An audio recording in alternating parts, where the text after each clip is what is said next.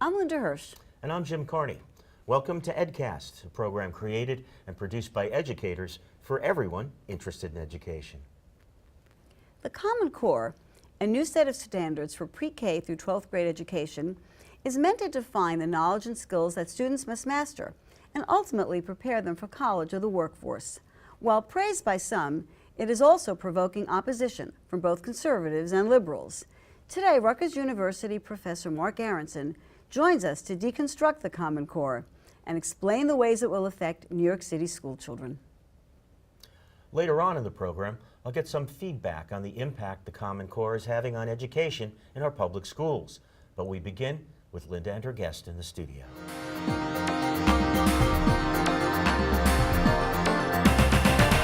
My guest today is Marc Aronson, Rutgers University professor, author of middle grade and young adult nonfiction, speaker and publisher. Welcome to EdCast, and thank you for joining us today. Thank you so much for having me. Common Core is in the news everywhere we look.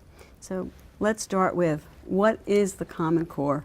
Okay, well, let me give a little bit of a discursive answer. Okay. So we've always, every state has always had educational standards, benchmarks for where we want young people to be.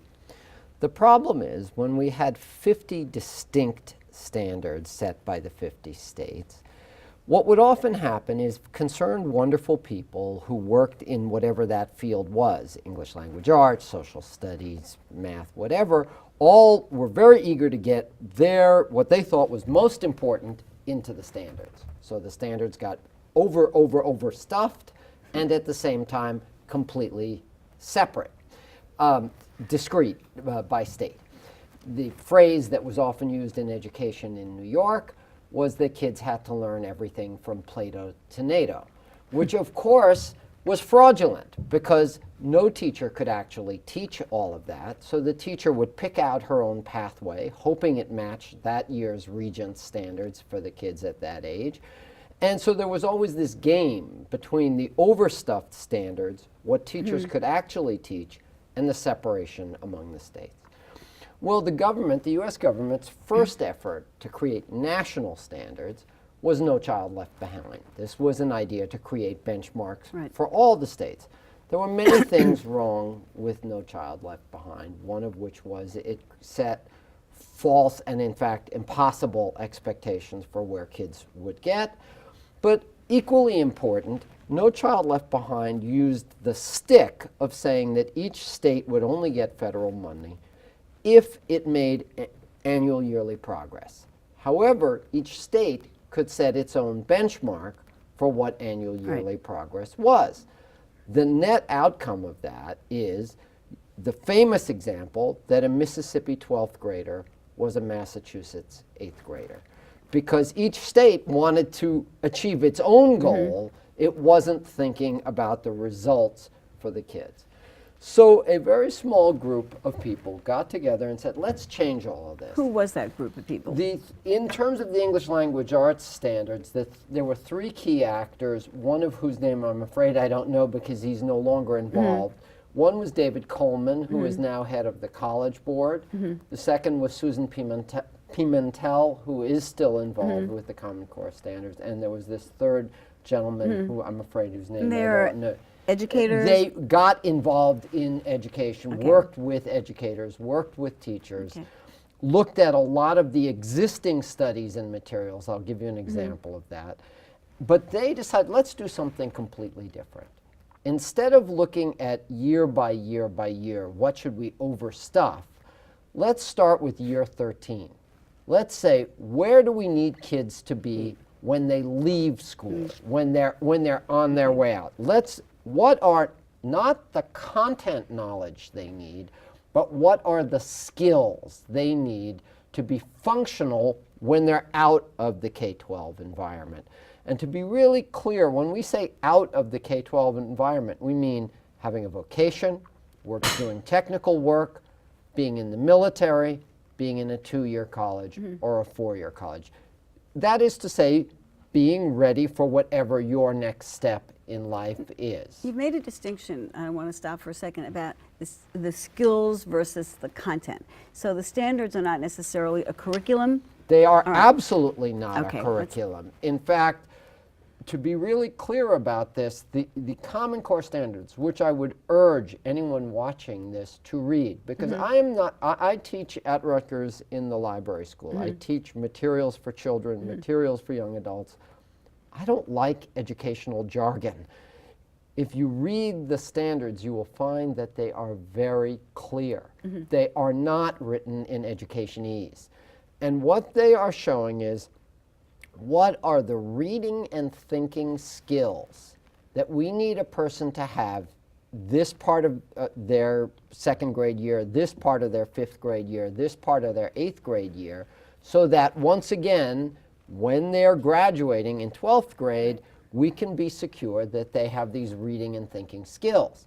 Now, each state, each district, each school decides how to map those skills to the curriculum that that school, that state, that district finds important. I do think one mistake in the Common Core is that the assessment of professionals, teachers and librarians, was woven in too quickly with the promulgation of the new standard. Can you explain that a little bit? Yes, in other words, I think in an ideal case, we would have had a year or two of kids, students, schools taking in the new standards, developing teaching practices, seeing what worked, sharing success stories, et cetera. And I should say an advertisement here. We at Rutgers on February 7th are holding the first conference that brings together two principals from New York, teachers and librarians, to talk about collaborative strategies for Common Core success. So let's look at the ELA standards and what can we expect to see there that might be new, Well, that might be the different? Common Core, yes, and you make a good point. There are right now 3 different Common Core standards: ELA, math, and what's called Next Generation Science. And the standards have been set for all 3 of those areas? Yes. Okay. Now, but let me be clear also, this is not a federal mandate. This was proposed to the National Governors Conference. Each governor and his or her state board of ed then had the opportunity to decide, do we want to do this or not? Now, there was a carrot called Race to the Top. Right. And to be eligible for Race to the Top funding, you had to agree to use this framework. Some call that a stick. Right, but- Well, not okay, really, a carrot, because all right. not many states didn't get it. All right, right. so how many states have 46 originally accepted the ELA standards, 45 accepted math. Last I heard, only 7 had accepted science. These are changeable. There's been resistance in some states. There's also been talk of adoption in some of the states that hadn't adopted. So, okay, it is also a provision within the Common Core that the state can vary 15% from what the standards are. So there can be as much as a 30% variation if the states, 2 states went in absolutely opposite direction. So what can you expect in ELA? ELA the changes have been commonly reduced to what's called the 3 shifts. And the first shift is an emphasis on reading building knowledge through content-rich nonfiction. Now, let's break apart what does that mean. First of all, the nonfiction piece. 2009 National Assessment of Educational Progress study, NAEP study, recommended that in elementary school, the average student have 50% of his or her reading be nonfiction, 55% by middle school, 70% by 11th and 12th grade. The Common Core adopted this pre-existing NAEP recommendation. And let me point out to anyone listening why that's so important. Nell Duke, a professor who studies education, released a study in 2002 that looked at how much time was spent on nonfiction in elementary schools. She found it was 3.6 minutes a day, and in more impoverished schools, it was 2.7 minutes. The point being that the kids were not gaining exposure to knowledge of the world, how to think critically about information, how to find information in the ages that they needed it, and the kids who were being most deprived were the kids who had the least outside resources and support to gain that information. So this would sort of be similar to the Edie Hirsch push to really build in content. fact, yes, in New York in particular, core knowledge has been woven together with Common Core. That is not a requirement, but it is often, to me, it's a very good fit. Okay, let's talk about informational text a little bit, Oh, because you know yes. that is part of, I think, one of the controversial aspects of the Common Core, this move away from fiction to informational text. So tell us a little bit about, I know you write nonfiction for children. I, of course, have written fiction for children, so we may be coming at this from different approaches, but tell us a little bit about why Sure. you feel comfortable with this shift to Oh, yeah. informational text. Yeah, absolutely. Well, first of all, let's say it's not a shift, it's a balancing Okay. of something that had been Okay. almost entirely excluded. I should add that my wife, Marina Budos, is a novelist and an Well, English for high school, it professor. says 70%. It's in 11th and 12th grade. 11th and grade. Okay, Uh, all right, well, I'll give you- and also the other thing to make really clear, those percentages are across all classes in the grade. So you Okay. are weaving together what your reading is in everything throughout the This school. is an across the curriculum approach, which I think gets lost in the conversation sometimes. It is an across the curriculum, and it, in fact, is working very well when it becomes a humanities approach. When you're reading fiction in physics class and nonfiction in an ELA class. And because the Common Core, and I'll get to the other two shifts, is about what I call critical reading. It's how do you read for evidence, argument, and point of view, which you should do in fiction as well as in nonfiction. But to dial back, I love working in children's books. I love working and bringing ideas and information to young people. However, it is true that the world of children's books, especially in the elementary grades, is remarkably homogeneous. That is to say, it is 90x or 95% female and 95% white. And in that world, however liberal and open-minded and generous and open to ideas, like any world that is homogeneous, it tends not to see its own limitations. And one of the limitations of the children's book world has traditionally been an aversion to nonfiction, an extreme aversion to math, and a lack of recognition of what the reading interests are. You mean the teachers now when you say Teachers, the teachers, librarians. not authors. You're saying you say children's book world. You mean the But teachers? I actually would say if you add together teachers, all the gatekeepers, teachers, librarians, authors, editors, book reviewers. Well, we'll have another conversation about why so many teachers are women in the elementary grade, but let's not go absolutely. there now, Professor Aronson. I mean, Oh, please, absolutely. Let us not digress, but continue. But like any homogeneous world, there's a danger of attitudes that become reinforced and are unquestioned. So the need for nonfiction is in part, and I'll give a simple way anybody listening can assess this. Look at the summer reading lists that your children have found from their school or public library. What percentage of those books are nonfiction, and what percentage of those books are how-to? And yet, what do kids want to do in the summer? They want to be outdoors playing. So why is it that if we're trying to give kids the incentive to keep reading on a hot summer day, why have we given them stories about kids playing as opposed to information about how to play? And I think the answer is because there's been an assumption that the kind of reading we want to foster is found in fiction. My answer to that is it can be, but it is not limited to that. And so opening the door to nonfiction accomplishes several things. One, there's a whole subset of readers who prefer nonfiction. Very often, boys. If you look at the reading interests of adult males, it is overwhelmingly nonfiction. So it is not surprising that you're going to have a group, younger children, brothers, cousins, who have similar interests. Well, I could say if they never read fiction as children and they don't read it as adult males, then is there a place for them to read fiction? I have absolutely no, of course they should read Well, fiction.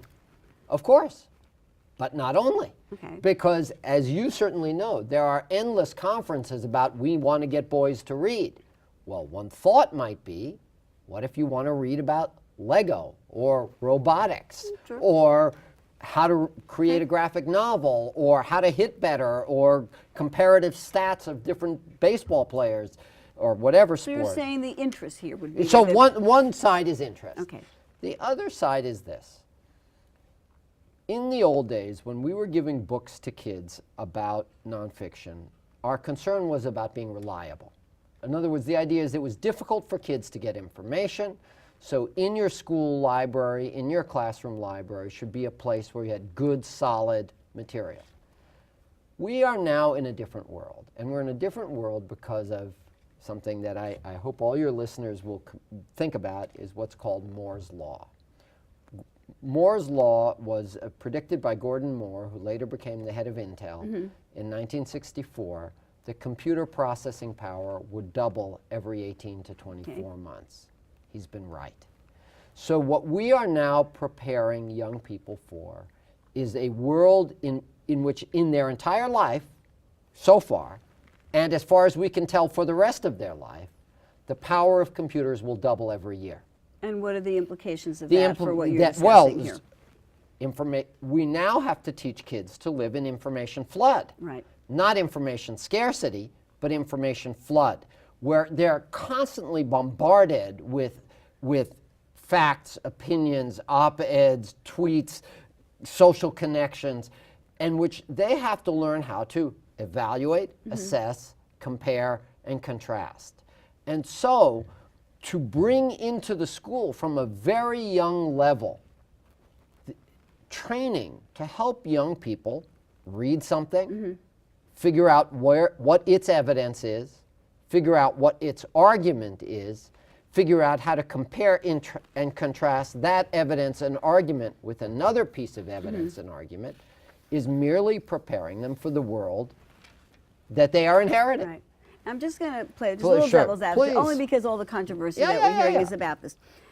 Some have said, of course, that they have not yet seen the research that really backs up any of the claims that informational texts are really what better prepares students for academic life. That there was this study that showed how little informational text was read, but not research that shows why it's so important. And the other have been some studies, one out of the University of Toronto, that looked at some of the benefits of reading fiction that would seem to play into what we need for this information, this hyper-information world, Right. which is tolerance for ambiguity, open-mindedness, creativity, and that seems to stem, according to research, comes from reading fiction. So No, what it can come from fiction. It's not the same.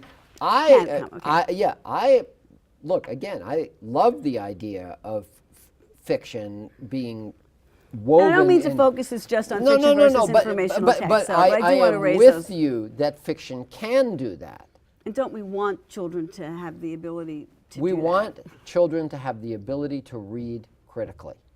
Everything. The problem is nonfiction had been so marginalized, especially because in the schools, unfortunately, the delivery system for nonfiction has been textbooks. Textbooks. Okay. Textbooks are not books. Textbooks are teaching tools. They are designed to deliver a scope and sequence with all the scaffolding and appurtenances to allow a teacher to deliver material and evaluate it. They by necessity have no voice, no apparent, though there is in fact, point of view, no passion, no delicious use of language. So the problem is, if we've associated nonfiction with that blotter, we have removed the fact that, in fact, nonfiction is an author's take. It is what I have to say, as opposed to what Howard Zinn has to say, as opposed to what Steve Shankin has to say, and that when we get young people to read nonfiction, the way they should read fiction, for an author's voice, for her personality, for her use of figurative language, all of that can be in nonfiction. The problem is that, as I say, the textbook has blotted up all of that content in something whose whole calling card is the pretense that it has no point of view. And what this now gets... Because much textbook, well, textbooks have been accused of having a point of view. Well, they have to have a point of view. They purport to have one or not, but you're looking at the kind of writing that is not necessarily textbook writing. We are going to be running out of time in just a minute. Sorry. No, but we're going to maybe continue this after. But I think so tell us briefly the kind of, again, you're taking informational text that has a voice. It's not necessarily out of a textbook. Right, so that's one area. The second area to bring in is that we're training young people to read for evidence in the text and to find the details, find the main point in the text, rather than focusing on their subjective response to the text. So it's a shift from the evidence, argument, and point of view that the text has, and a shift away from, can I relate to it? What do I feel about it? What is it, what's the movie in my mind? So we have 1 minute left for this segment. So Okay, let me ask you, okay? We're going to end with this. Sure. Critics have said, and I can show it to you, Please. that the Common Core standards are unimaginative, pedestrian, and uninformed. What would you say to that? That sounds like someone who hasn't actually read the standards. They are very imaginative, they're lively, they're vital, and you know what they reward? Thinking. And thinking is exciting. Thinking is pleasure. It is excitement for the mind. And what Common Core wants to help kids experience is that excitement for the mind throughout their school experience. Thank you so much for joining us for this segment on the Common Core. Marc Aronson, Rutgers University professor. Don't go away. Jim Carney had the opportunity to get another perspective on the Common Core. And then we will be back with this edition of Ed Bites.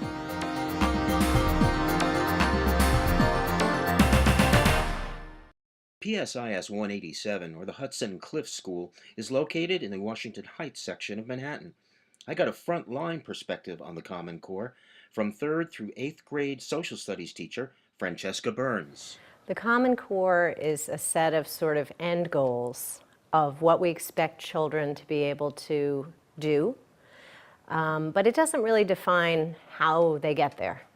So the upside of the Common Core is it sets a common standard nationwide, which is very important. The problem is the way we're interpreting enforcing it or trying to adopt it is in many cases the opposite, I feel, of the intention of the core. So what's being done is nationwide these companies are scrambling for the money that they're going to make, designing all this curriculum. Everything that's already existed now has been reprinted as Common Core aligned, and that means nothing. When you start looking at materials, it really means very little. It's part of all this jargon of education. Until you really look at it yourself to know, oh, it does have this reading protocol that's very good for complex text or whatever it happens to have. I think that as a teacher, it's just another sad story of everything's about the testing and everything's about money being given to companies for tests and us vilifying teachers and just pinning them down on these short-term goals of doing well on the test. Even though in a perfect world, kids who are well educated should be able to do all these things. And if you're doing a great job in the classroom, somebody should trust that you can get your kids there. But the reality is, it's being interpreted in the opposite way. So across the country right now, in New York, certainly, we're rolling out this new way to evaluate teachers, that they try to connect to the Common Core, and it's just sort of dumping everything at one time and then getting very picky very fast instead of putting the emphasis on professional development and the progress of the teacher. It's on the judgment of the teacher. So everything the kids do is evidence for me, and we cannot hold teachers accountable for all of society's ills, and that's what we're doing. And I feel very strongly as a teacher that that's wrong, and it's also just such a bad environment. People that are coming into teaching now, it's so easy to be discouraged and just stop. Because you can see that many of the things you're expected to do are not going to teach children how to learn. It's going to squash their interest, and the testing is just ridiculous as far as writing being timed. What's that about? Reporting from Washington Heights, I'm Jim Carney for EdCast.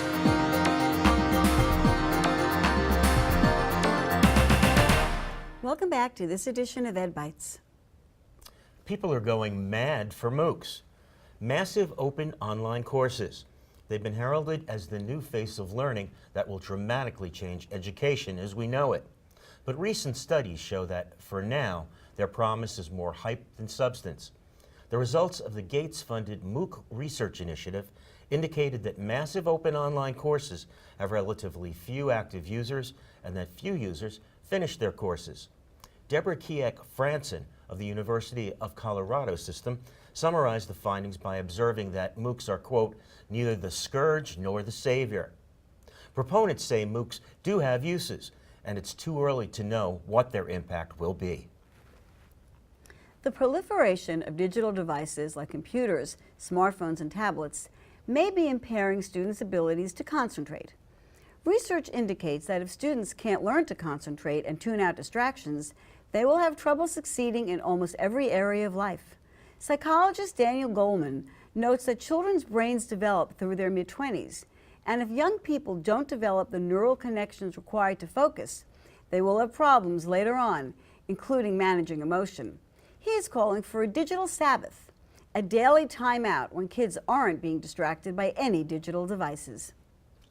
If women want to earn more money and close the wage gap with men, should they go on to an elite college or major in a high-paying field such as science, technology, or business? Inside Higher Ed reports that going for the lucrative field is what pays off. While men may be able to use the boys' network to parlay a major in history at Harvard into a great job on Wall Street, women don't seem to have that benefit.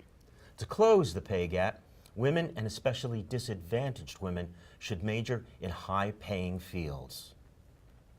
The United States has consistently ranked behind other nations on scores from the Program for International Student Assessment, referred to as PISA. Does this mean that education in the U.S. is inferior?